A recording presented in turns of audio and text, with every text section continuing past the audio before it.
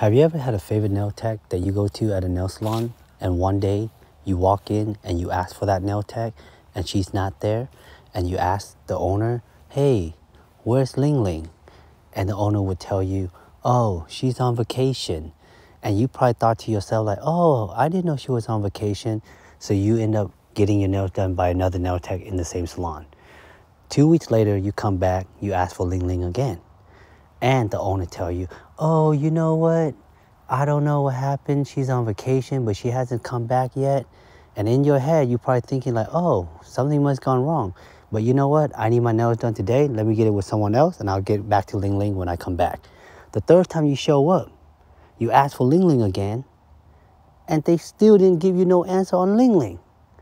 But the truth of the matter is that Ling Ling is no longer at the salon. She left. And they're not supposed to tell you where she go because they don't want to lose you as a customer. So usually as a nail technician working in a salon, the rules is that if we leave, we have to leave silent like a ninja. We can't tell nobody. We can't give out numbers, address, email. We have to leave in silent. And that's how the salon maintains their clients without losing customer when the nail tech leaves.